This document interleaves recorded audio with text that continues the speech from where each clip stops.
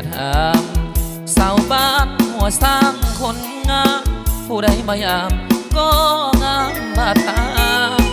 เจ้าเป็นเอพีเป็นสตรีที่งามโสภาเจ้างามสมคำลือซาไอปัดหาแม่นวลละอองเขางามพุทธองดังเนื้อทองของเสือโอแม่ควันเยินไอยังลืมน้องบ่ได้ในงานคืนนั้นจากกันด้วยความทิ้งใจไอดีผู้เบาบ้านกันลงหักซ้ำไอคนนี้หนุ่มวงดนตรีไอนี้บ่อยากลืมลาขอให้ได้กลับคืนมาสร้างสากับน้องเอาไว้หากคุณอายมีชาตินี้บ่ขอห่างไกลสิเอาน้องเมื่อเป็นพายให้แม่ได้เบิ่งก่อนนะหวังใจไว้แต่งตั้งแต่ครั้งแรกหัวใจอายดีสาวบ้านหัวสร้างคนดีเห็นใจอายดีแน่เด้อตาวา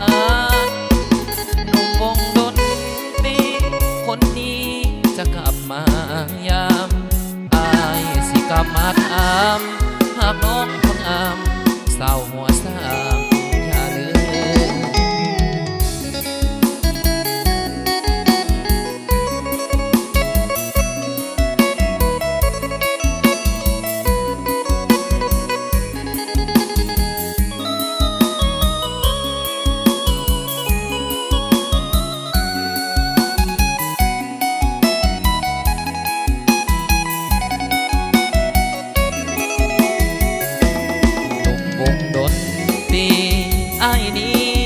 อยากลืมลา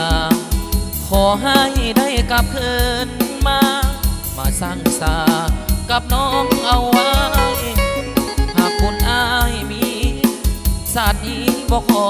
ห่างไกลสิเอาน้องเมื่อเป็นพายให้แม่ได้เบิ่งก่อนนะหวังใจไว้แต่ง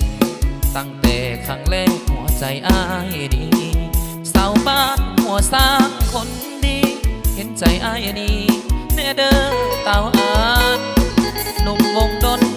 ตรีคนนี้จะกลับมายามอายสิกลับมาถามหากน้องคนอามสาวหัวสร้างอย่าลืม